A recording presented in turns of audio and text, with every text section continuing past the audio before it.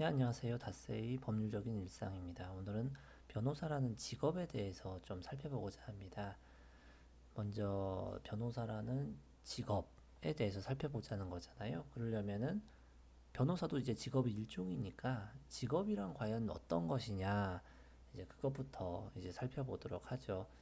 일단은 그 직업이란 것을 교과서적으로 살펴보면은 살아가는 데 필요한 돈을 벌기 위해서 자신의 적성과 능력을 고려해서 어떤 일에 일정 기간 이상 종사하는 것을 말합니다.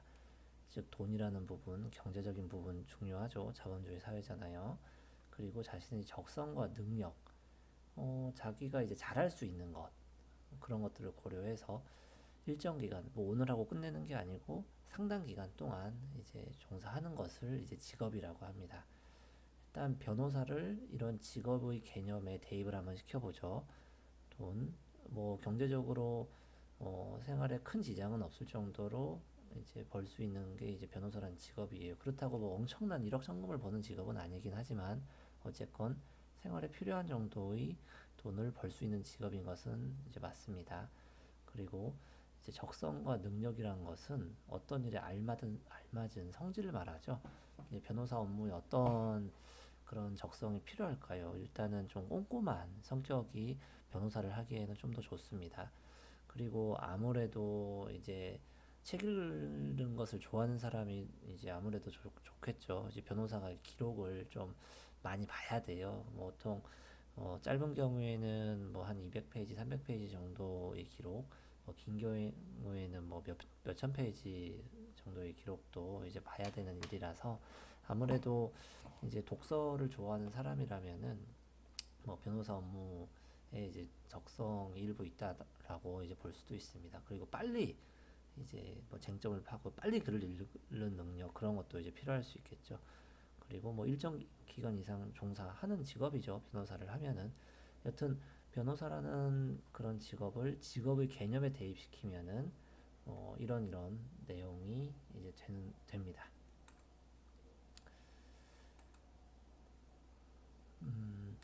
다음으로 이제 변호사라는 게 대체 그러면 구체적으로 어떤 일을 하는 것인가 이제 그것에 대해서 이제 한번 살펴보고자 합니다.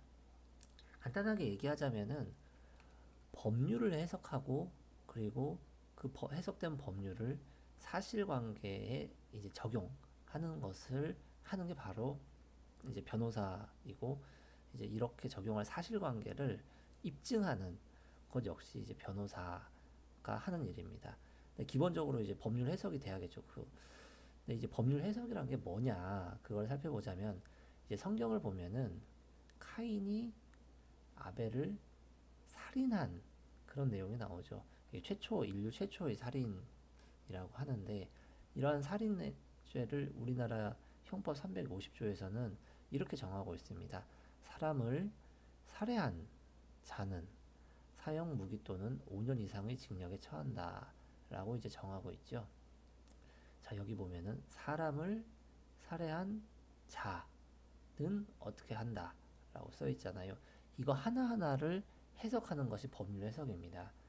자, 첫 번째, 사람을, 그러니까 태아를 살해할 경우에는 살인죄일까요? 아니죠. 물론 별도 처벌하는 죄가 있습니다. 낙태죄가 당연히 있죠. 네, 살인죄가 인정되지 않는다고 해서 그게 처벌이 무조건 안 된다. 그런 건 절대 아닙니다. 낙태죄로 처벌이 가능합니다. 물론 낙태죄로 처벌할 것인지에 대해서 정책적으로 찬반 양론이 있는 것은 뭐 분명하지만 어쨌건 현행법상으로는 처벌 규정이 있습니다. 뭐 물론 몇몇 예외적인 경우에는 그 처벌이 예외가 될 수 있습니다. 뭐 강간으로 인해서 이제 잉태를 한 경우라든지 유전학적으로 문제가 있는 경우라든지 뭐 그런 몇몇 경우가 있어요. 그리고 이제 식물인간을 살해한 자, 식물인간이 사람인가?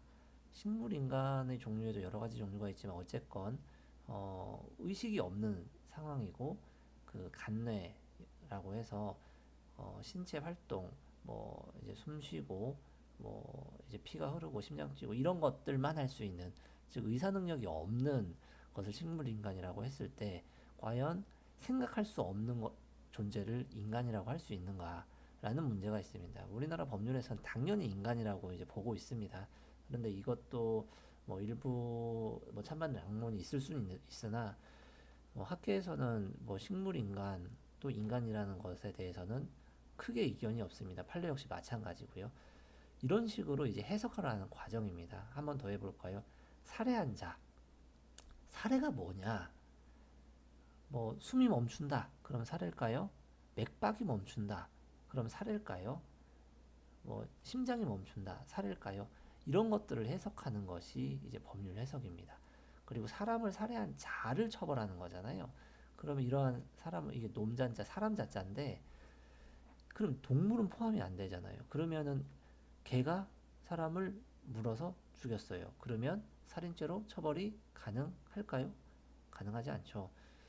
뭐 간접정범이라고 해서 이제 개 주인이 있고 그 개 주인이 개를 시켜서 어떤 사람을 물어뜯게 해서 결국은 죽게 이르게 한다. 뭐 이런 경우도 있을 수 있겠죠. 이럴 경우에 살인죄의 간접정범이라고 합니다. 일종의 그 개, 동물이 그 이제 개 주인의 도구로서 작용을 한 거죠. 도끼로 어떤 사람을 내리찍어서 죽인다. 그러면 그 도끼는 도구잖아요. 개가 이 도끼와 같은 도구로 이렇게 이제 간주가 되는 거죠. 뭐 이런 식으로 법률을 이제 해석하는 과정이 이제 변호사로서 가장 기초적인 그런 과정입니다. 그리고 뭐 식물 인간이냐, 아니 뭐 호흡이 정지됐냐, 뭐, 뭐 이런 부분 사실에 대한 것도 이제 여러 가지 증거를 통해서 입증하는 과정이 필요하겠죠. 이제 그 역시 변호사가 이제 굉장히 중요하게 다루는 분야인데요. 어쨌건 기본적으로는 법률 해석에서부터 이제 변호사의 업무는 시작됩니다. 다음으로 변호사가 어떤 생활을 할지 하루 일과가 또 궁금하실 수 있는데요. 거기 대해서 이제 하나하나 살펴보겠습니다. 이거는 뭐 변호사마다 이제 좀 천차만별일 수 있어요. 그런데 이제 일반적인 경우를 이제 좀 살펴보도록 하겠습니다. 7시나 뭐 7시 반, 8시 이쯤에 이제 기상을 하고 이제 출근 준비를 한 다음에 이제 8시나 9시쯤 회사를 가서 이제 거기서 뭐 회의나 스터디를 하는 경우가 많이 있습니다. 그리고 이제 회의가 끝나고 나서 이제 재판 준비를 뭐 한 30분 정도 해서 이제 재판을 가서 재판을 끝내고 오죠. 뭐 거리에 따라서 달라질 수 있겠지만 짧은 거리 재판이라면 뭐 30분에서 40분 그 정도로면 이제 재판이 끝납니다.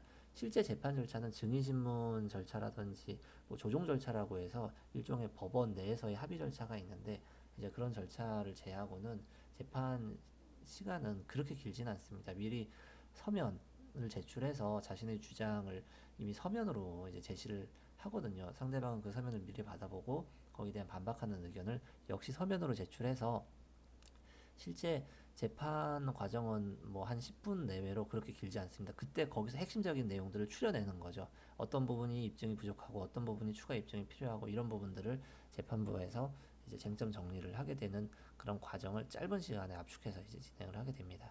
참고로 우리나라 같은 경우에는 이렇고요. 뭐 영국이나 미국 그리고 뭐 싱가포르 이런 영미법계 국가에서는 재판 절차가 굉장히 길게 이루어지는 그런 차이는 있습니다. 뭐 우리나라나 일본 같은 뭐 독일 같은 경우에는 이제 서면 공방이 충분히 이루어진 다음에 재판 절차가 진행되기 때문에 재판 시간은 상대적으로 영미법계 국가에 비해서 좀 짧다라고 보시면 되고요. 이렇게 재판이 끝나고 상담 업무도 이제 무시할 수 없는 부분이죠. 뭐 의뢰인이 이거저거 이제 물어볼 수 있잖아요. 이제 그런 것에 대해서 상세히 대답을 해주고 이제 이런 상담 절차를 통해서 의뢰인이 정보를 획득하는 것뿐만 아니고 자신의 상황이 어떠한지 명확하게 이제 확인을 하고 미래의 계획을 어느 정도 세울 수 있는 그런 기능도 있으며 나아가 의뢰인은 자신의 상황을 파악함으로써 일종의 심적 안정을 얻는 그런 경우도 있습니다. 그리고 이제 식사를 뭐 12시 정도 되면 식사를 당연히 하겠죠. 이제 회사마다 다 다른데 사무실마다 다 다른데 뭐 나가서 식사하는 경우도 있고 그리고 이제 그 사무실에서 이제 주문해서 이제 먹는 경우도 있고 아니면 어 이제 막 바쁜 사무실 같은 경우에는 방에 이제 음식을 넣어줘요. 뭐빵 같은 거 이런 거 샌드위치 같은 걸 넣어줘요. 이제 뭐 그런 식으로 시간을 최대한 아껴서 이제 점심 식사 시간도 쪼개가지고 업무를 하는 이제 그런 사무실도 있습니다. 천차만별입니다. 그리고 식사를 하고 이제 변호사의 꽃은 의견서 작성이죠. 준비 서면이나 뭐 형사 변호인 의견서라든지 이런 것들인데, 변호사는 기본적으로 말하는 직업이기도 하지만 그 이전에 글을 쓰는 직업입니다. 글쟁이라는 거죠. 이제 아까도 얘기 드렸듯이 재판 절차 이전에 미리 글로 여러 가지 자료들을 이제 정리해서 제출하고 주장들을 정리해서 제출을 합니다. 그렇기 때문에 변호사 업무의 절반 이상은 서면을 작성하는 그런 업무입니다. 그렇게 의견서를 뭐 한 2시간 정도 작성을 하고, 뭐 또 재판 준비해서 재판을 가고, 그리고 이제 구속된 피의자나 피고인, 피의자라 함은 이제 수사기가 입건돼서 이제 경찰에서 검찰까지 수사를 받는 그 혐의자, 범죄 혐의자, 범죄 용의자를 말한다고 생각하시면 간단하고요. 그런 사람이 법원에 기소가 되면 피고인이란 명칭으로 달리 부르게 됩니다. 어쨌건 구속되어 있는 경우에는 이제 구치소 접견을 가게 되고, 거기서 이제 변호인 접견이라고 하는데, 일반 민원인들 그 면회는 그 시간이 굉장히 제한돼요. 뭐 7분, 10분 이렇게 굉장히 제한이 되지만, 이제 변호인 같은 경우에는 재판 준비를 피고인과 함께 혹은 피의자와 함께 논의하면서 해야 되기 때문에 접견 시간의 제한이 이제 거의 없다시피 합니다. 그 때문에 부작용으로 실제 사건에 대해서 논의할 것이 아니라 이제 피고인이나 피의자가 그 구치소의 방실 안에서 있는 것이 매우 힘들다 보니까, 이제 거기 그러니까 뭐 덥기도 하고, 그리고 사람들이 여럿 있다 보니까 좀 불편한 게 많이 있을 수 있겠죠. 그래서 바깥 공기 조금이라도 마실 수 있게 접견을 하는, 그리고 또 장시간 접견을 매일매일 하는 그런 경우가 있습니다. 이런 경우에는 방어권이 남용이기 때문에 대한변호사협회에서는 이런 사안이 적발이 되면은 경고 조치를 하거나 일정 경우엔 징계 절차를 이제 밟고 있다고 알고 있습니다. 여하튼 구치소 접견 절차도 이제 중요한 업무 중에 하나입니다. 그리고 뭐 다음날 어떻게 뭐 업무를 진행할지 계획을 하고, 뭐 식사를 하고, 그리고 연차가 좀 늘어나면은 이제 초과근무, 야근하는 시간이 점점 줄어들기 마련인데요. 뭐 1년차 변호사라든지 뭐 2년차, 3년차 변호사 같은 경우에는 뭐 9시 정도까지 뭐 일하는 경우는 굉장히 흔합니다. 경우에 따라서 뭐 12시까지, 11시까지 일하는 경우도 많고, 몇몇 좀 많이 바쁜 회사 같은 경우에는 특히 바쁜 시즌에는 뭐 집에 거의 못 가다시피 하는 경우도 있죠. 그래서 뭐 어떤 회사 같은 경우에는 뭐 라꾸라꾸 침대 같은 것을 공동 구매해서 이제 방에 비치해 놓고 이제 자면서 이제 숙식을 해결하면서 일을 하는 그런 것도 있다고 합니다. 물론 뭐 1년에 365일 그러는 건 아니지만 그 정도로 업무 강도가 높은 사무실도 존재하는 것은 맞고요. 물론 뭐 거기에 비례해서 뭐 급여가 좀 더 높게 책정되기는 하는 듯 합니다. 근데 여하튼 일반적인 1년차, 2년차, 뭐 경우에 따라 3년차 변호사, 고용 변호사를 말하는 겁니다. 변호사의 이제 근무 시간은 보통은 저녁 9시까지는 일을 하는 것 같아요. 그리고 이제 뭐 저 같은 경우에는 이제 퇴근하면서 이제 운동을 하고 뭐 1시간 정도, 1시간 반 정도 운동하고 귀가해서 뭐좀 쉬다가 뭐 11시, 12시 정도 되면 이제 잠을 자고 뭐 이런 패턴으로 이제 제가 좀 전연차 변호사 때는 생활했던 것 같습니다. 이 자료가 지금 보여드리는 자료가 제가 1년차 변호사 때인가 2년차 변호사 때인가 그때 1년차 변호사 때인 것 같아요. 그때 그 다른 학교에서 강의를 좀 해달라고 해서 변호사에 대한 직업 강의를 좀 해달라고 해서 그때 준비한 자료를 보여드리는 거거든요. 이제 그때 만든 자료다 보니까 이제 그때 생활 패턴 같은 게 이제 나와 있는 거죠. 지금은 업무 숙련도가 좀 높아져가지고 좀 빨리빨리 합니다. 뭐 아무래도 8년 차니까 뭐 1년 차, 2년 차 때보다 뭐 훨씬 빨라지지 않았겠어요. 자, 뭐 변호사의 하루는 뭐 요 정도라고 생각을 하시고요. 그리고 어떤 과정을 통해서 이제 변호사가 되느냐? 뭐 이제 과거에는 사법시험 통해서 이제 사법연수원을 이제 뭐 수료하고 이제 변호사 자격을 얻었죠. 그런데 지금은 사법시험 제도가 이제 폐지됐죠. 그렇기 때문에 현재로서는 이제 로스쿨 제도를 통해서만 이제 변호사가 될 수가 있습니다. 뭐 로스쿨 같은 경우에는 대학 졸업을 해야 이제 로스쿨에 입학할 수 있습니다. 왜냐면 대학원 개념이거든요.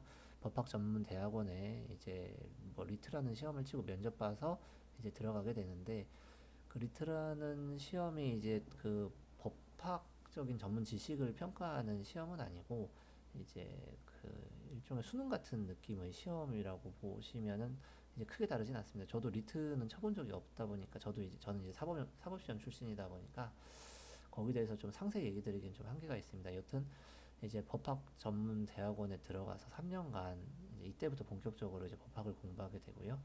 이제 법학 전문 대학원을 나와서 이제 변호사 시험을 치고 이제 합격을 해서 변호사 실무 수습 6개월을 마치면 그때부터 이제 정식으로 재판을 나가는 등 변호사로서 이제 제대로 업무를 할 수가 있습니다. 사법연수원 제도는 이제 폐지되기는 했지만 그래도 굳이 설명한다면 뭐 대학 졸업 여부와 상관없습니다. 하지만 뭐 대체로 다 이제 대학 졸업을 하거나 대학 재학 중에 이제 사법시험을 준비하게 되고요. 이제 사법시험 기간은 뭐 3년에서 길면 10년까지도 이제 공부를 하게 됩니다. 뭐 법학 공부를 하는 거죠. 뭐 민법, 뭐 형법, 헌법, 뭐 형사소송법, 민사소송법, 상법, 뭐 국제법, 뭐 이런 것들을 하는 거죠. 이렇게 사법시험 준비를 해서 1차 시험과 2차 시험 그리고 3차 시험이 면접까지 이제 통과가 되면은 사법연수원에 입소를 하게 됩니다. 사법연수원에서는 이제 사법시험에서는 이론적인 부분을 이제 집중적으로 이제 공부한다고 한다라면은 사법연수원 과정에서는 이런 이론적인 내용을 기초로 해서 굉장히 실무적인, 순수하게 실무적인 그런 학습을 하게 됩니다. 2년 동안 이제 그 실제 일선 법원과 일선 검찰청 그리고 변호사 사무실이나 이제 법률 기관에 이제 가서 일도 하고 그리고 이제 그렇게 일한 것을 토대로 실제 시험 자체가 이제 판결문을 작성하는 시험, 변호사의 경우에 변호인 의견서를 작성하는 시험, 뭐 이런 것들을 이제 하게 됩니다. 사법연수원 때 이제 시험 시간이 좀 굉장히 길었었는데 뭐 시험 한 과목을 치는데 6시간 동안 치기도 하고 이제 그 과정 동안 그 식사 시간을 주기는 주는데 이제 시험 시간이 부족하니까 이제 거의 이제 밥을 안 먹고 시험을 치죠. 그렇게 이제 좀 긴 시간 동안 시험을 약 2주 동안 치게 됩니다. 그래서 그 2주가 지나면은 거의 뭐 탈진 상태가 되기도 하는데 여튼 그런 사법연수원 과정을 이제 끝내고 수료를 하면 그러면 이제 변호사로서 이제 자격을 이제 얻게 됩니다.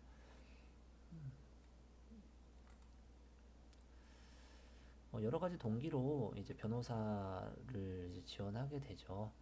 뭐 저 개인적인 동기로는 사실은 뭐 이제 학교 쪽으로 교수 쪽으로 가기 위해서 뭐 변호사를 이제 준비하게 됐는데 뭐 이런 부분들은 뭐 제 개인적인 동기니까 뭐 상세히 보진 않겠습니다. 그리고 그 제가 사법시험을 준비하면서 이제 했던 그런 학습법에 대해서 간단히 설명드리겠습니다. 학습을 하는 것의 이제 핵심은 이제 세 가지라고 저는 생각합니다. 일단 호기심이 있어야 됩니다. 없는 호기심도 만들려고 노력을 해야 돼요. 계속 의문을 가지고 호기심을 가지려고 노력을 하면 없던 호기심도 조금씩 생기게 됩니다. 그리고 반복 학습이 중요합니다. 뇌는 반복되지 않으면은 학습이 되지 않죠. 외워지지 않죠. 이해를 한번 하더라도 그게 머릿속에 계속 잔존하지 않죠. 그래서 반복이 굉장히 중요하고 이제 독서 하는 것이 굉장히 중요합니다. 이제 호기심, 반복, 독서 이 세 가지를 학습법이 가장 기초라고 생각하기 때문에 참고하시기 바랍니다. 이제 제가 이제 공부를 할 때 이제 했던 생활 패턴입니다. 사법시험 같은 경우에는 장기간에 걸쳐서 이제 시험 준비를 해야 되다 보니까 이제 체력을 유지하고 이제 최대한 일정한 패턴 그 생활을 패턴화 시켜서 이제 몸에 충격이 가장 덜 가게 어떤 시간이 되면은 내가 이제 어떤 행동을 해야 된다는 것이 이제 익숙해지는 거죠. 입력이 되는 거죠. 그러면은 그 몸이 미리 준비를 하고 그 시간이 됐을 때 어떤 행동을 할 때 이제 그만큼 몸에 이제 피로도가 좀 상대적으로 덜해지는 그런 이제 패턴화, 생활 패턴을 이제 잡는 것이 굉장히 중요하다고 생각합니다. 이건 뭐 사법시험뿐만 아니고 좀 장기적인 시험을 준비하시는 분들에게 모두 도움이 될 것 같은데요. 시험을 준비할 당시에는 제가 7시에 기상을 해서 이제 8시까지 이제 공부하러 갔어요. 이제 뭐 씻고 뭐 이제 그러고 옷 입고 뭐 갔겠죠. 8시부터 10시까지 이제 공부를 합니다. 8시부터 9시, 10시 이제 2시간 공부를 했죠. 그리고 그 사이 30분에 엎드려 자는 어떻게든 수면을 취합니다. 그러면은 2시간 공부했던 게 이제 수면 중에 또 머릿속에서 반복되는 그런 게 있다고 해서 이제 30분간 수면을 취하는데 2시간 정도 공부하면 공부하기가 좀 싫어질 수 있잖아요. 수면을 취하고 나면은 다시 리셋이 됩니다. 이제 공부하고 싶은 마음이 다시 생긴다는 거죠. 그래서 10시 반부터 11시, 12시까지 또 2시간 동안 공부를 또 집중해서 할 수 있는 그런 정신적 에너지와 이제 신체적, 육체적 에너지가 생깁니다. 이렇게 2시간 공부를 하고